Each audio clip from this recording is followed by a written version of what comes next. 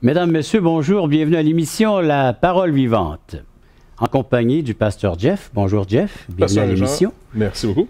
Aujourd'hui, on regarde Jean chapitre 10 où Jésus avertit les gens qu'il y a des faux bergers. Oui, les mercenaires ou des gens qui sautent les clôtures. Alors que lui va se présenter comme étant le bon berger. Oui. C'est lui qui donne sa vie pour ses brebis. On va voir plusieurs illustrations justement par rapport à il est la porte, il est le bon berger, et ainsi de suite. Ça va être intéressant. En compagnie de Jean-Pierre. Bonjour Jean-Pierre Cloutier. Bonjour messieurs. Nouveau venu à l'émission, mais pas un nouveau venu dans les émissions de télé, un habitué depuis combien d'années à l'heure de la bonne nouvelle? 30 ans. Déjà 30 ans. 30 ans, oui. Et c'est pour moi un grand plaisir de travailler avec vous. On a, je pense, ensemble pas mal de joie. Mais j'aimerais, par exemple, souligner le fait qu'on m'a demandé d'être ici en remplacement de M. Grimard, qui, comme on le sait, vous le savez mieux que moi, est malade. Alors, j'espère que le Seigneur va le rétablir et qu'il va pouvoir reprendre son travail et que moi, je vais pouvoir prendre des vacances. Mais d'ici là, je vais essayer d'être à la hauteur de ce grand monsieur. Merci Jean-Pierre d'être à l'émission. C'est le thème que nous aborderons aujourd'hui, c'est les mercenaires, Jésus qui avertit qu'il y a des faux bergers. Le thème que nous abordons aujourd'hui à l'émission, La Parole Vivante.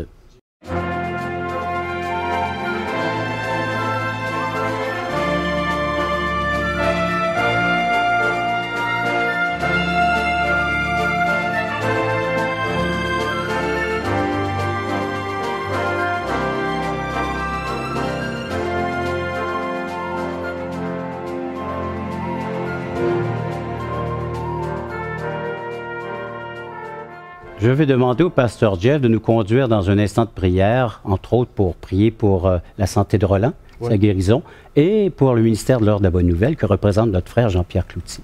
Qui est le dimanche, à quelle heure? Les émissions, jusqu'à maintenant, étaient diffusées à TVA à 2h30 l'après-midi. Mais là, on n'est plus certain, on a perdu cette section ce segment de l'après-midi.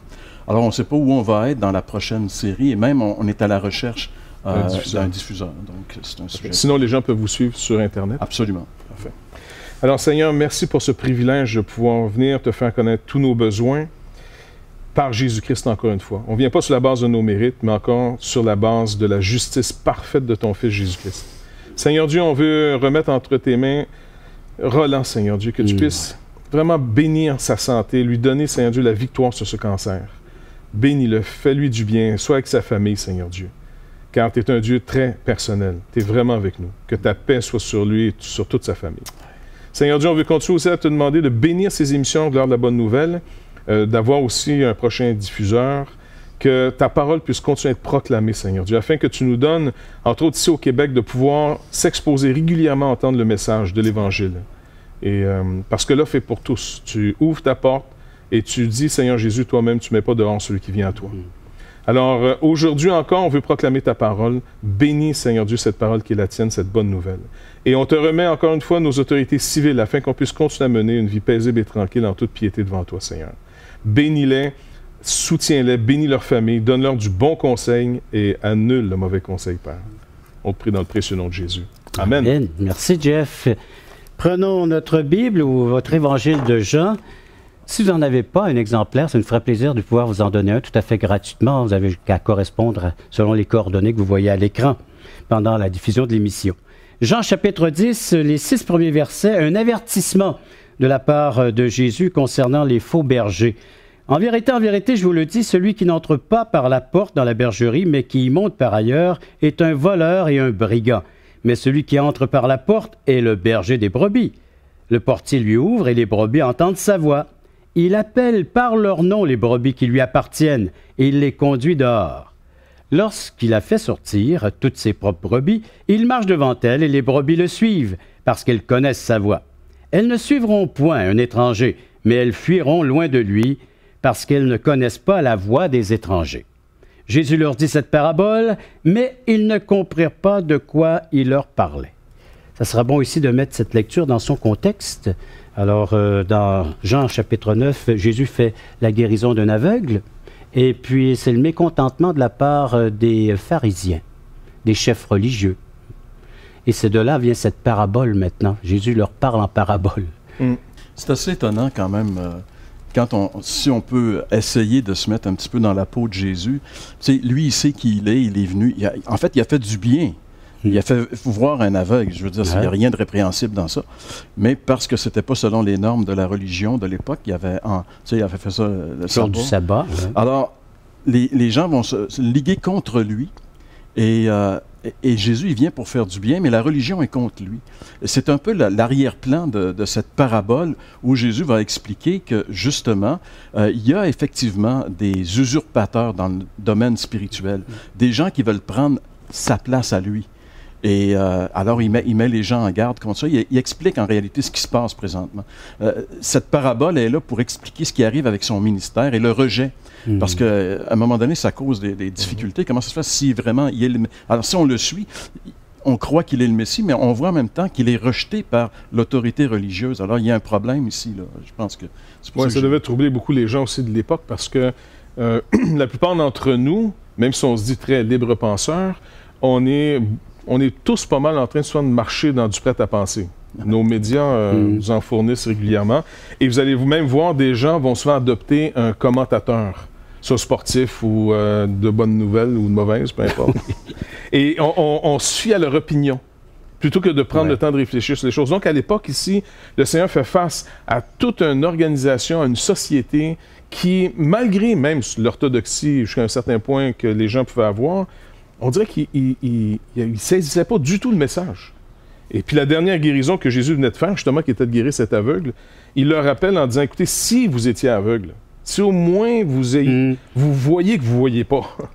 Oui, dans Jean 9, il fait ressortir, suite à la guérison de l'aveuglerie, il va faire ressortir cette vérité. Et c'est là qu'il montre que contrairement à ceux qui se disent bergers, mais ne le sont pas du tout, lui, il est le véritable berger. Mais c'est quand même des gens qui ont vraiment fait du tort à Israël. Je ne sais pas s'ils étaient vraiment conscients, mais, parce que le jugement est sévère sur eux. Oui, parce que qui devait recevoir les brebis de l'Éternel? Normalement, il y avait une tribu qui était mise à part en Israël. Et ils ont toujours mal rempli, de manière générale, leur rôle. C'était les Lévites. Oui. C'est vrai, c'était eux qui avaient le mandat, selon Dieu, quand Dieu l'avait dit. De prendre soin du temple, exactement, de voir ce que les gens approchent du temple, les sacrifices. Et surtout des enseigner régulièrement. Oui. Et l'enseignement était extrêmement négligé à cette époque, malheureusement. Mais je pense que les époques se ressemblent. Nous allons aller chercher la pensée de nos téléspectateurs, comment eux réagissent et à cette idée que le Seigneur dénonce des mercenaires, des voleurs, des brigands comme chefs religieux de son temps. Et aujourd'hui encore, comment vous allez réagir à tout cela? Vous pouvez nous en faire part en composant le numéro de téléphone suivant, 1-877-l'Espoir, 1-877-537-7647 ou via nos sites espoir.ca ou toutchrétien.com. Après la pause, on revient avec cette déclaration où Jésus dit « Je suis le bon berger ». Souvent, la caractéristique des faux prophètes ou des faux enseignants, comme Pierre va nous le dire plus tard, c'est qu'ils vont toujours diminuer les conséquences du mal.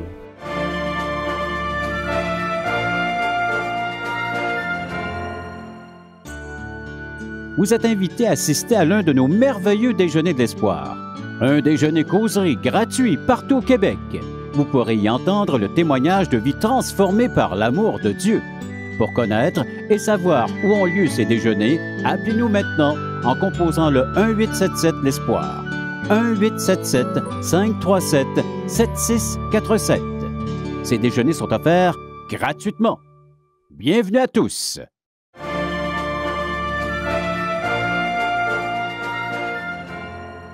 Le Seigneur lance un avertissement qu'il y avait des faux bergers. Qu'a-t-il voulu dénoncer par ses propos? À quoi s'attaque-t-il? Que veut-il dénoncer? Ben, dans l'Ancien Testament, qui est peut-être la référence pour mieux comprendre l'époque de Jésus, il y avait des bergers. Il y avait le roi qui était considéré comme un berger. Il y avait les Lévites, la tribu des Lévites, qui était considérée avec les souverains sacrificateurs. Leur service au temple. Étaient aussi donc des bergers. Et le Seigneur leur envoyait souvent des prophètes, qui étaient peut-être des gens qui, par compassion, ou Dieu, par compassion, envoyait ces gens qui étaient hors normes. Et qui appelait souvent le peuple à la repentance, à un retour vers Dieu, exactement, vers l'Éternel. Parce qu'il leur enseignait la vérité, tandis que souvent la caractéristique des faux prophètes ou des faux enseignants, comme Pierre va nous le dire plus tard, c'est qu'ils vont toujours diminuer les conséquences du mal. Hein? Ils vont toujours dire, non, non, c'est la paix. Cassez-vous pas la tête, ça va bien. Donc, c'est des gens qui marchent avec un système qui ne met plus la loi dans tout ce qu'elle est supposée de produire, la terreur. On oublie que la loi va produire la terreur pour qu'après, la bonne nouvelle vienne. La bonne nouvelle, dans l'Ancien Testament, l'Évangile était prêché sans arrêt. Normalement. C'était la loi. Et là, normalement, c'était supposé nous faire pleurer. Parce que finalement, on réalise qu'on est condamné, oui. Pour arriver après ça, le sacrificateur va dire, mais écoutez, on a l'agneau, on a les sacrifices, qui étaient toujours l'Évangile en image, on peut dire, en donc, promesse. Vous êtes privé de Dieu. Voici comment vous approchez de ce Dieu saint. Parce que les vrais bons Lévites, on en a quelques-uns dans l'Ancien Testament, dont Esdras. Et on se rappelle qu'Esdras et Néhémie avaient rassemblé le peuple au retour de la grande captivité. Et ils ont rassemblé tout le monde, et durant toute une matinée, ils ont lu la loi. OK? Jusqu'à ce que tout le monde se mette à pleurer. Oui. Et là, quand tout le peuple s'est mis à pleurer en écoutant la loi, eux se sont réjouis en disant, « Ça y est, on a atteint le but. Maintenant, réjouissez-vous, » il leur dit. Tout le monde pleure. Il dit, « Non, non, non, ça y est, vous avez compris ce qu'on voulait que vous arriviez à voir. Est-ce que vous voyez l'état? La loi nous décrit exactement un état saint. Donc, par contraste, les gens disent, mais on n'est jamais... Donc, dans les évangiles, en lisant, je devrais voir ce que Dieu dénonce dans ma propre vie. Toujours. Ce qui confronte. Exactement. Et les faux prophètes, comme les faux docteurs, vont toujours avoir le même genre de discours. Non, non, tout va bien. Dieu est amour. C'est pas si grave. Il n'y aura pas d'enfer. C'est quoi cette histoire-là d'enfer? Il n'y a pas de jugement. Donc, si Jésus-Christ s'en va mourir sur la croix du Calvaire et il va subir la colère de Dieu, il n'y aurait donc pas de jugement, ça ne fait aucun sens. S'il n'y a pas, finalement, de constater mon besoin et d'entendre l'Évangile, d'y répondre, c'est une grande farce, ça n'a aucun sens. Alors, Ézéchiel dénonce l'Ancienne Alliance, et dans le Nouveau Testament, Jésus dénonce aussi ce comportement. Et là, on est en train de voir, avec Jésus qui arrive ici, dans Jean 10, on commence à voir maintenant cette fameuse promesse dans Ézéchiel. Ézéchiel, au chapitre 34, va d'abord, sous la parole de Dieu, dénoncer tous les mauvais bergers. Vous profitez des gens, ceux qui vont bien, vous en occupez pour avoir leur argent, d'autres mots, et puis les chétifs, puis vous les abandonnez, vous ne voulez rien savoir, ils sont pas rentables. Et là, il dit, par contre, il va faire une promesse au peuple. Il dit, moi, l'Éternel, un jour, je vais avoir soin moi-même de mon troupeau, de mes brebis. Et on voit vraiment le langage de Jésus qui arrive. Et on voit l'Éternel, et on voit aussi le serviteur de l'Éternel, qui est appelé David. Donc, on voit le vrai David qui arrive. Et David était vraiment un roi que Dieu a aimé, parce qu'il s'occupait du peuple. Il était concerné par le peuple. Il était une image, c'est pour ça qu'il a péché, mais Jésus-Christ est le vrai David en réalité. Et souvent, on s'attache à l'image. Oui, c'est le problème qu'on a aujourd'hui. On s'attache à l'homme encore aujourd'hui. Je pense que par cet enseignement, Jésus, il rappelle, en fait, il remet un peu les pendules à l'heure, puis il éclaire les gens d'Israël pour dire que, écoutez, oui, vous avez été maltraités par des mauvais bergers qui vous ont induit en erreur, mais il dit, moi, je suis le bon berger. Tu sais, il y a de l'espoir en réalité, et il tire les regards vers lui maintenant. En Jésus, il y a toujours de l'espoir. Et c'est pareil aujourd'hui, je veux dire, dans le monde spirituel, c'est un monde vraiment mystérieux, puis il y a plein de pièges dans ce monde-là, puis il y a beaucoup d'usurpateurs qui profitent de l'occasion pour abuser justement des gens qui sont simples et très souvent qui sont ignorants de la vérité. Alors Jésus se place à ce moment-là comme le défenseur de ces pauvres personnes en disant « Moi, je suis le bon berger. » Il y a une différence entre l'usurpateur qui va continuer de vous diriger dans les ténèbres, dans l'erreur, mais avec un message justement condescendant continuellement, alors que Jésus dit la vérité. Mais en plus de dire la vérité, lui, il est la vérité. Donc, il va accomplir quelque chose qui va démontrer qu'il est vraiment ce qu'il a dit qu'il était. Vous vivez peut-être des déceptions suite à l'Église ou pasteur ou berger. Vous avez regardé vers l'homme. Et aujourd'hui, le Seigneur nous demande de regarder vers lui, l'être parfait, le bon berger qui donne sa vie pour ses brebis. Vous réagissez à tout cela, vous pouvez nous en faire part à l'instant même en composant le numéro de téléphone 1-877-l'Espoir, 1-877-537-7647 ou via nos sites espoir.ca ou toutchrétien.com. Un service tout à fait gratuit, à vous d'en profiter. Ça nous ferait plaisir de pouvoir vous lire parce que dans les prochains instants de l'émission, il y aura une question de la part de nos téléspectateurs. Après cette pause. Je ne suis pas sûr que finalement l'Église maison ou l'Église dite institutionnelle soit meilleure ou non.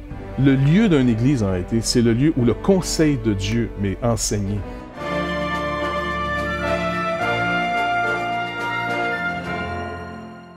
Nous vous invitons à nous contacter pour recevoir gratuitement de la littérature. Vous recevrez le Nouveau Testament, une portion des Écritures relatant la vie de Jésus, ainsi que l'Évangile de Jean qui parle de comment connaître Jésus et sa merveilleuse promesse. Un tract, Aujourd'hui l'espoir, c'est Jésus seul. Et finalement, un livre de relations d'aide sur la Bible de June Hunt, qui nous parle que la Bible est la source suprême de la révélation du sens de la vie. Alors n'hésitez pas à appeler, c'est gratuit.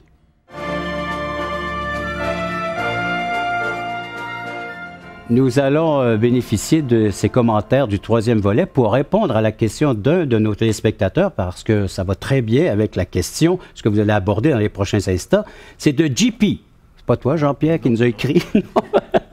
Non, c'est JP de Trois-Rivières. Il nous dit « J'ai été visiter une église maison. Ces églises sont-elles de vraies églises? » Bonne question. Hein?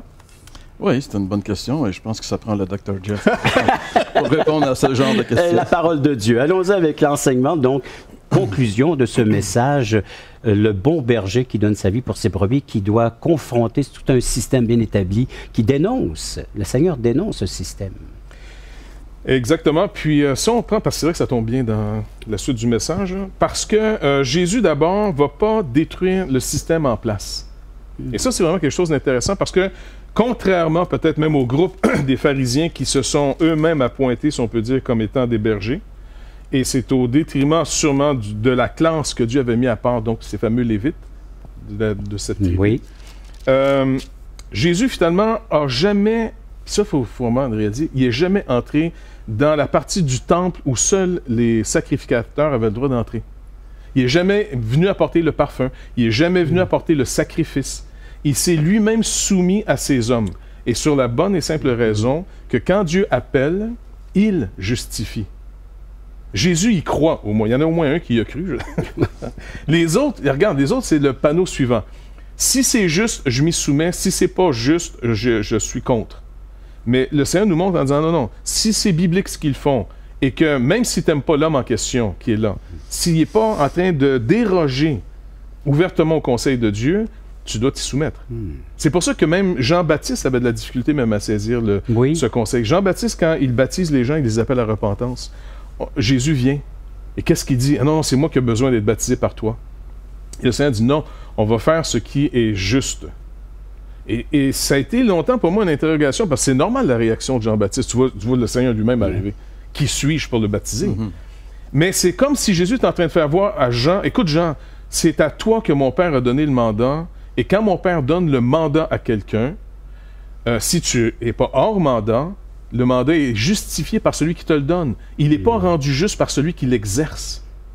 Et c'est comme s'il pourrait aussi dire à Jean-Baptiste, Jean-Baptiste, en d'autres mots, est-ce que tu crois que tu as le droit de baptiser ces gens parce que tu es supérieur à eux? Ou parce que mon Père t'a donné un mandat?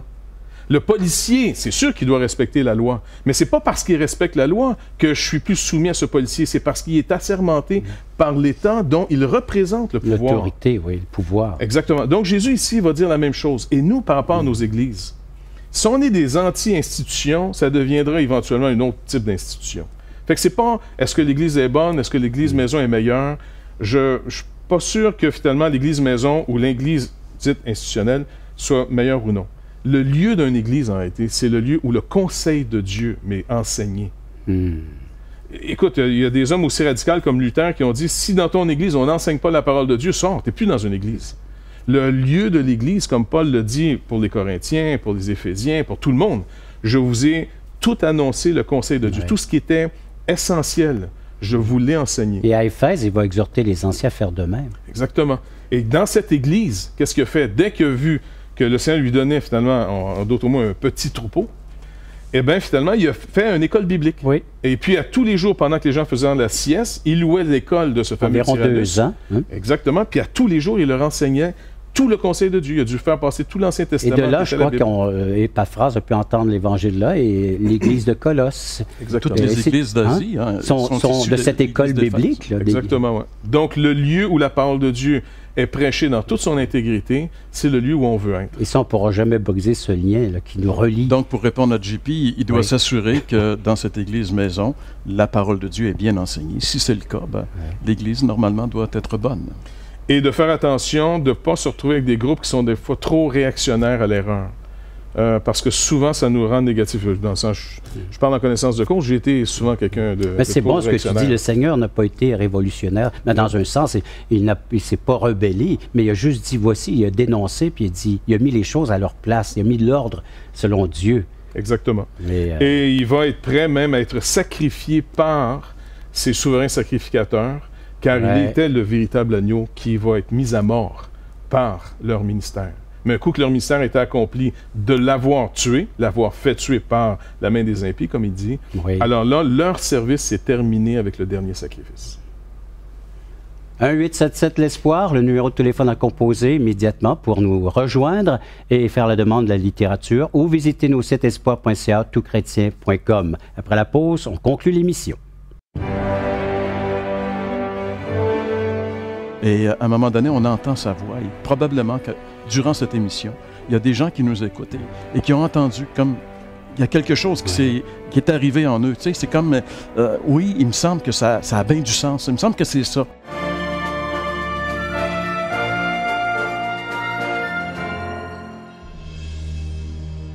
Et je pense que toutchrétien.tv va être une ouverture, un outil qui va nous dépasser.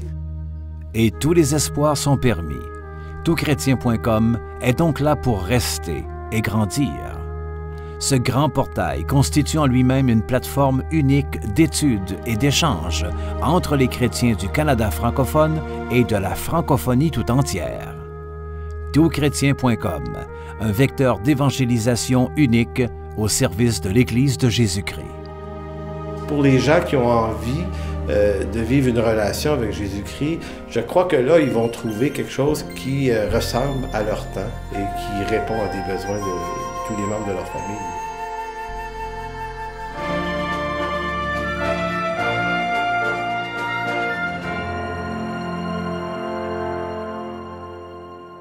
L'Évangile, comme vous avez pu le constater, n'est pas seulement un système ou une philosophie, mais une relation intime et personnelle avec Jésus-Christ. Jésus-Christ dit qu'il connaît ses brebis. Jésus-Christ vous connaît de façon très personnelle. Il connaît votre cœur, il connaît ce que vous vivez présentement et il est prêt à intervenir. Il vous appelle et il vous invite à écouter et à répondre à cette invitation qu'il vous fait. Mes brebis entendent ma voix et elles me suivent, je les conduirai. Et elles pourront bénéficier de verts pâturages, des eaux paisibles, se référant au psaume 23 aussi, comme l'Éternel a toujours désiré conduire les siens dans les endroits où il fait bon vivre. Le Seigneur Jésus-Christ est prêt à vivre cela. Il se donne entièrement à vous. Il a dit, « Je donne ma vie pour mes brebis ». Vous êtes une de ces brebis, accueillez ce message, accueillez cette invitation. Demandez au Seigneur Jésus-Christ, dire « Seigneur, tout simplement, je veux te suivre dans cette voie que tu es en train de m'indiquer. » Il interpelle, il est là, il a porté votre péché. Il vous a donné l'assurance d'avoir la vie éternelle. Il vous assure une place au ciel pour l'éternité et de vivre dans sa justice au moment présent. Déjà votre vie. Avoir une vie maintenant dont votre corps, vos membres sont au service de Dieu, de pouvoir le servir. Il vous conduira vers une église locale où vous pourrez développer ses dons et ses capacités. C'est ce qu'il est prêt à faire maintenant dans votre vie, à investir de la sorte. Imaginez le cadeau qu'il vous offre, un don gratuit, la vie éternelle. À vous d'avoir maintenant ce désir dans votre cœur. Et le Seigneur est en train de susciter ce désir en vous-même.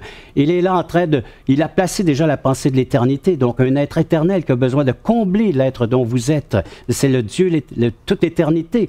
Il a également se présenté comme étant votre sauveur. Vous avez besoin d'être libéré, d'être guéri, d'être pardonné. Le Seigneur Jésus-Christ offre également, donc en tant que prêtre, ses services. Il est au service de ses brebis et les brebis le suivent. Quoi rajouter à tout cela, mes amis? Dans cet appel. Ben, si quelqu'un semble entendre la voix de Dieu et qu'il vienne, j'ai vécu une petite expérience de ce style-là à un moment donné en Abitibi. Un vieux monsieur m'a amené, il m'a dit qu'il y avait un troupeau de chèvres, il voulait me montrer le troupeau. Et puis bon, je suis allé un après-midi le voir et alors, je suis arrivé et il y avait un grand enclos. Et puis, dans le fond, il y avait ces chèvres qui étaient là. Et puis là, il a commencé à les appeler une par leur nom. Et dès qu'il prononçait le nom, tu voyais la chèvre partir à la course, elle s'en venait. Il les connaissait, elle le connaissait. Et c'est exactement ce que le Seigneur dit. Oui. Et à un moment donné, on entend sa voix. Et probablement que durant cette émission, il y a des gens qui nous écoutent et qui ont entendu comme... Il y a quelque chose qui est arrivé en eux. Tu sais, c'est comme, oui, il me semble que ça a bien du sens. Il me semble que c'est ça. Eh bien, c'est effectivement ça. Ça, c'est la voix du Seigneur qui est en train d'appeler sa brebis. Et un jour, il a appelé Jean-Pierre de façon très personnelle. Absolument. Jeff, un autre tantôt, et Régent. Et maintenant, c'est à votre tour. Vous êtes appelés, vous aussi, de façon très personnelle, très intime. Le Seigneur est là et puis s'adresse à vous par l'intermédiaire de ses serviteurs, tout comme il le faisait dans l'Ancienne Alliance, et il le fait dans le Nouveau Testament de façon plus personnelle, en venant jusqu'à ses brebis. Et aujourd'hui encore, bien, il aimerait partager tout ce qu'il a, tout ce qu'il est avec vous. À vous d'accueillir, à vous de recevoir. Et si vous faites ce pas, bien, on aimerait bien le savoir, nous aussi. Communiquez avec nous, on va pouvoir vous aider à vous diriger vers une église locale ou à vous donner de ces cours de formation, de devenir ce véritable disciple. On a vu tantôt l'importance de connaître, de découvrir Dieu selon les écrits, selon l'Écriture. Nous avons besoin de cette entraide et le Seigneur a doué des personnes avec l'enseignement, des pasteurs, avec des évangélistes. Donc de rencontrer ces gens, non seulement de vous en tenir à l'émission de télé, mais de vous joindre à une église locale dans votre secteur, là où vous êtes dans votre quartier, afin de pouvoir bénéficier de ces bons soins du bon berger.